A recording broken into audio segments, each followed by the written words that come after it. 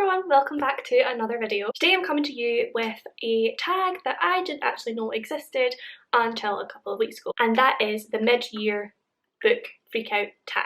So I think I'm just going to get straight into the questions and we can chat about books. So I feel like there are lots of different versions of this tag. Like, I've looked on different blog posts and different videos and people seem to answer a different range of questions. So if these are a bit different to other people's, I'm sorry. I have just found a blog post with a list of the questions and I'm going to use that. So, I mean, it's the same idea, so it's fine. Anyway, first question is the best book you've read so far in 2020, and for me that would have to be The Night Circus by Erin Morgenstern.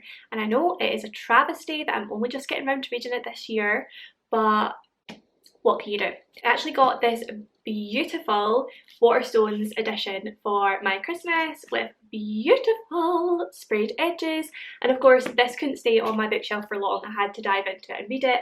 And I had such high expectations going into this book because I'd read so many good things about it, but I was not disappointed. This was 100% a 5-star read. The writing is incredible, it's so beautifully written, and it's one of those books that just totally like drags you into its zone. You are completely transported to another world, forget about reality for a while, and it was just magical. Like, magical is the word that I would need to use to describe. I love the way Erin Morgenstern uses magic in this. I love the characters.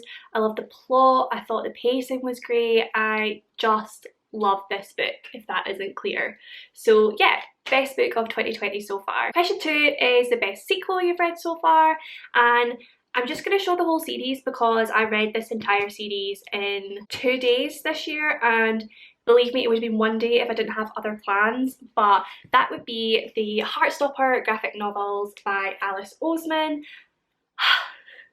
If you watch BookTube, if you read book blogs, it is pretty impossible for you not to have heard about these graphic novels, and with good reason, because they are incredible. They are the cutest things I have ever read in my entire life. And I mean, like, just look at that artwork. Is it not just adorable? Yes, it is. I'm going to answer that question for you. All I needed to do was read the blurb on the back and that was me hooked. Boy meets boy, boys become friends, boys fall in love. I mean, do you need to know much more? I don't think you do. I'm only just getting into graphic novels and these were actually the first ones I read, and I am so happy I did because they have opened up a love for the format and I can't wait to read more. I am so excited for volume 4 to come out. I'm not actually sure when it is, and I know I could read it all online right now because obviously it was originally a webcomic, but I don't want to. I want to wait until I can have it physically in my hands and just... So yeah, definitely best sequel so far and very excited for the rest. Question 3 is a new release that you haven't read yet but want to, and I didn't want to use the same author for 2 different questions, but I'm gonna have to because this is just the book that comes to mind for this question, and that is The Starless Sea, again by Erin Morgenstern. And again, can we just appreciate the absolute gorgeousness of this Waterstones edition. And yes, I have not taken the sticker off because I am absolutely terrified to take it off because I don't want to ruin the prettiness. So maybe one day I will. If anyone has any tips for taking it off well, then please tell me. Like, book stickers are supposed to be easy peel and they're not. They just ruin books and I hate it. There should be a law against putting stickers on books, in my opinion. But yeah, I am really excited to read this. I actually got this at the same time as I got The Night Circus and I haven't got around to reading it yet, but I do plan to soon when I get around to reading everything that I have on my TBR. But I mean, just look at it. It's absolutely beautiful. I just can't get over it. But yeah, so I will get around to reading this at some point this year. I've heard, again, really good things about this book. I try not to read too much about things before I read them because if I get too involved in the hype, I feel like it alters how I feel about the book as I read it if I already have an idea before going into it. So yeah, I try not to do that, but it's pretty impossible not to see good things about this book. So yeah, definitely need to read this soon. Question 4 is your most anticipated release for the second half of 2020, and that would have to be a book that I have been seeing all over BookTube and Book Twitter at the moment, and that is Cinderella is Dead by Kaylin Bayron, I think is how you pronounce it, and I'm sorry if that's incorrect, but this just looks like a book that is right up my alley. It looks like it tackles gender issues, a bit of historical romance in there, and it does look like there's a female romance. We've got good sexuality representation as well, and it just sounds amazing. From what I hear, it is 100 years after Cinderella is dead, I believe, and the court that she is from has this twisted way of coupling people up, where the women go to a ball and the ones who are the prettiest and dress the nicest get the guys.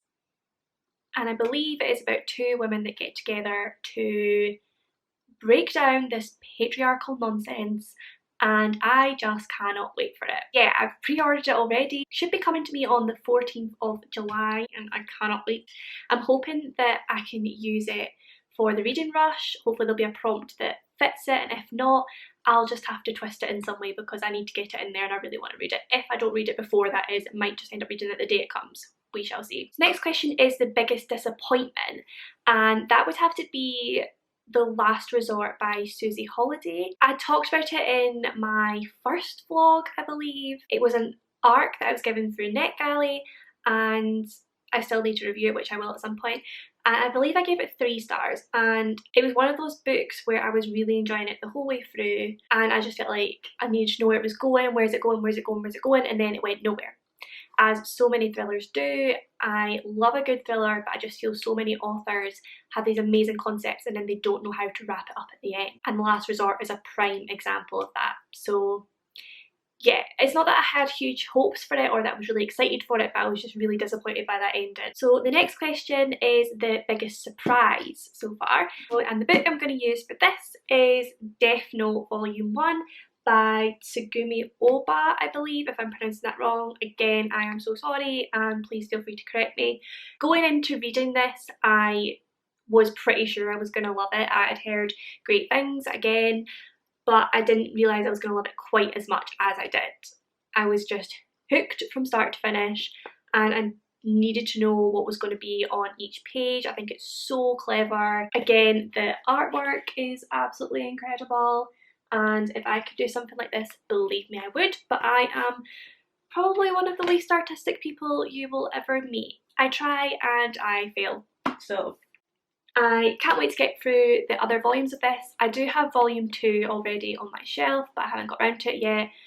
I feel like I'm subconsciously doing this on purpose because I don't want to get through them because I never want them to end. Which is probably a bad thing to say in the first one because it could all go downhill from here, but I will get around to them eventually, perhaps in a vlog. We shall see. Okay, the next question is favourite new author, and this can be debut author or new to you. So I'm going to do new to me, and that would have to be Elizabeth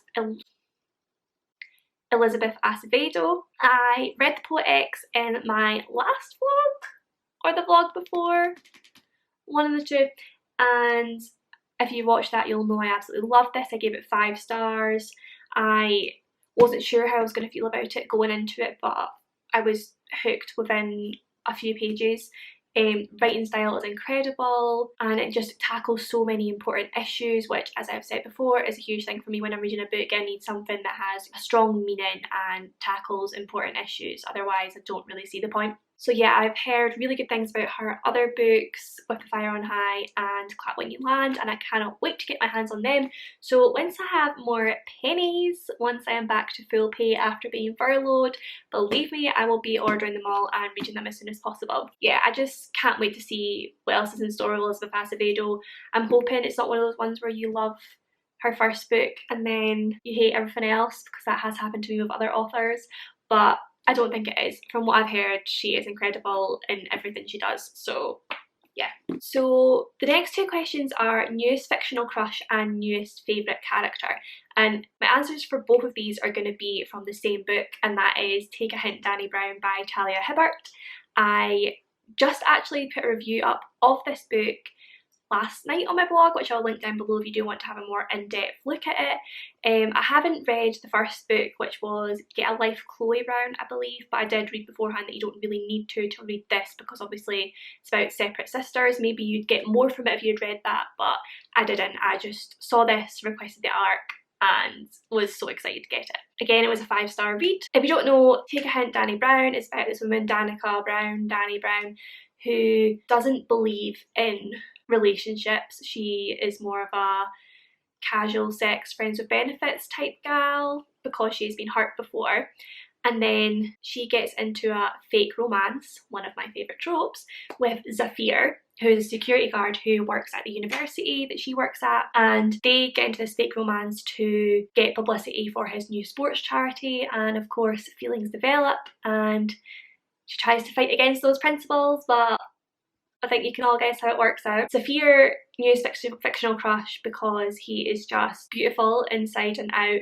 I think he was such a strong, important role model for men and such a good portrayal of masculinity, in that he can be vulnerable and he does deal with anxiety and he's not afraid to show it, and he's not afraid to talk about his feelings and the fact that men can be vulnerable. And he also just sounds incredibly sexy. So yeah, newest fictional crush right there. And then newest favourite character, Danny Brown, because she just sounds like such a strong, intelligent, hilarious woman. She's so witty, and that is something that I will forever be jealous of. I wish I was quick-witted. I think it is one of the most attractive traits you can have, but I'm just not. I'm more one of those people who laugh at rather than laugh with, but you know, as long as I'm making people smile, it's fine. The next question is a book that made you cry, and that is 100% Choices Shape, Losses Break by Nia Lucas. Nia Lucas is an independent author who got in touch with me at the beginning of when I started blogging, and I reviewed her first book, which was Love Punk. Again, loved that, gave it 5 stars. And then when I got back into blogging recently, she got in touch with me again to review her newest book, Choices Shape, Losses Break. And another 5-star read. It was incredible. Like, Nia just writes emotion so well. Like, each book is an emotional roller coaster and you will be exhausted by the time you finish the book. She writes emotion and she writes characters so well. Like, I became so attached to these characters. It's basically about a young girl called Lorna who has a pretty awful home life, and she manages to escape from that through the 90s rave scene and dance. She meets 2 boys called Shay and Leon, and the 3 of them start a sort of 3-way romance, which isn't something I know a lot about. It's not something that I really understood how that would work, but the way this is written, you completely understand all of their emotions and how they feel about each other, and it got me. When I read the ending, I turned off my Kindle, I ran through to the bathroom and I sobbed my heart out because I didn't want anyone to see me crying that much at a book. But no book has ever got me that bad. Like, TV programmes, films, even TV adverts can get me off. Like, it's not difficult to make me cry, but books, it's more difficult, and I think it shows a really good writer if it makes me cry. So yeah, I would 100% recommend Nia Lucas if you are looking for an emotional read. They are not books for the faint-hearted, I would say, but she does always provide trigger warnings at the start, and if you want to read more about them, again, I have reviewed both of those books on my blog, so you can have a little check them out there. Next question is a book that made you happy. This one, again, I'm ashamed to say that I've only just got around to reading this year, but it would have to be Simon vs. the Homo Sapiens Agenda by Becky Albertalli. And I don't think I need to say much about this book. Like, probably everyone watching this will have read it. It is a beautiful portrayal of a young boy coming to terms with his sexuality and his coming out, and how that is kind of taken from him and how he feels about it. And as a straight white woman, I can't really comment on it. I can't understand how difficult it must be, but from what I have read in the LGBTQIA+ community, what I've seen on BookTube, it does sound like it's a very good portrayal and most people were really happy with the representation in it. I just love Simon. He's just adorable and so strong and such a good role model, and I just really love this book. Okay, and the final question is, what books... Oh, pins and needles! Okay, so the final question is, what books do you need to read by the end of the year? And The books I need to read by the end of the year are, my main goal for the end of the year is to read these beauties here. So I have never read a Cassandra Clare book. I know, it's a travesty. But I've had these on my shelf for a while. I'm all reading about and hearing about Cassandra Clare in the book community, and I know that I need to get involved. So these are my main goal for the rest of the year. I want to read the Shadowhunters or Mortal Instruments series. I'm not really sure which it is because it says both on the spine. I need to look that up. But yeah, I am planning on vlogging my reading of these, reading them for the first time, and they will be spoilery vlogs of my thoughts and feelings as I go.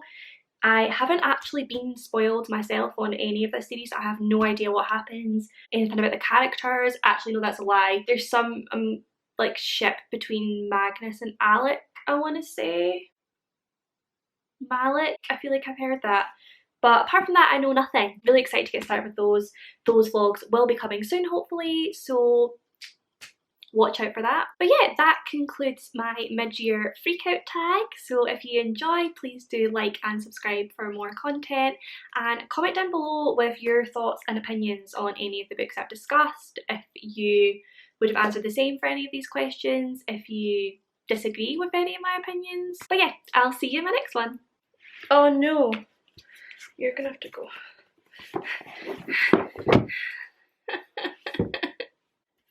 Oh.